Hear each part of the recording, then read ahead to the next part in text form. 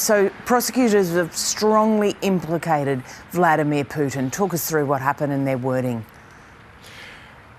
That's right. They're using that term, there are strong indications. In other words, they're saying it's highly likely that Vladimir Putin gave the green light for this Buk missile to be transported from Russia into eastern Ukraine back in 2014 and to be given to pro-Russian separatists. Now, just to stress, they're not suggesting that Vladimir Putin in any way wanted this civilian plane to be shot down.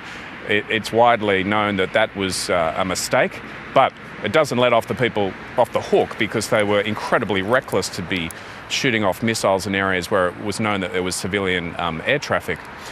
So what they're saying is that through phone taps and phone intercepts, they've been able to paint a bit of a picture that showed back in 2014 that the separatists were asking Moscow for heavy weaponry because they needed to repel attacks from Ukrainian forces. And as part of that, they wanted anti-aircraft systems. And these phone taps are suggesting that Russian officials at the time were saying, well, there's only one person who can approve that kind of heavy weaponry being sent to eastern Ukraine, and that's Vladimir Putin. Now, this is what Andy Krag said today. He was the Dutch representative on the Joint Investigations team here in The Hague, and here's what he said at the press conference today about this.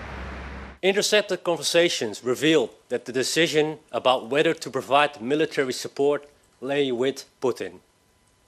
There is also specific information showing that the request to supply the separatists with heavier anti-aircraft systems was submitted to Putin and that the request was granted.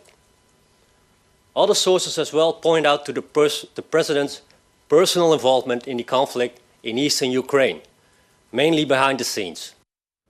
Well, the investigation team looked into who fired the missile. What did they find?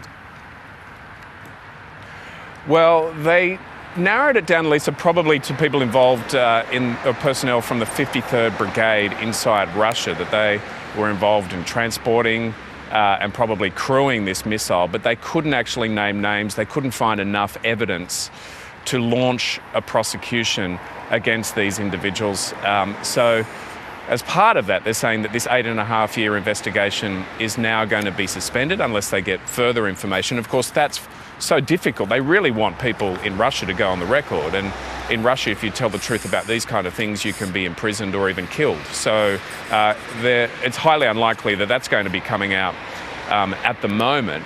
I should also add, Lisa, that one of the prosecutors today said that Vladimir Putin wouldn't be prosecuted either, because under Dutch law, as a head of state, he has immunity.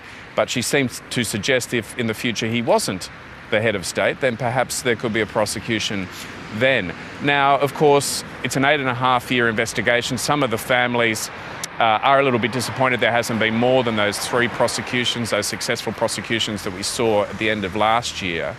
But here's what Paul Gard said. He lost his parents in the MH17 attack. He's from Brisbane, and he said that he did appreciate the time and resources that had gone into this investigation. The families are grateful for the amount of effort and time and money that has been spent trying to spell out exactly what happened. There is obviously some disappointment amongst the families. I think that we don't have the answer to the question why the plane was shot down. It has focused as much as it can on the mechanics of how the plane was shot down, but the answer of why it was shot down is something that may never be known. So, Lisa, the investigation is suspended, but of course we know from the Lockerbie attack that decades later evidence can come forward that can lead to prosecutions. So it doesn't mean it's forever buried, but it at the moment is suspended until further evidence comes forward. All right, thanks very much, Steve. And we've just received a statement from the Foreign Minister Penny Wong and Attorney General Mark Dreyfus, who have acknowledged that this announcement and that news will be distressing for many, that Australia's been steadfast in trying to get to the bottom of this. There is still action in the Netherlands with the International Aviation Organisation, where Australia is trying to ensure that Russia is held accountable for this.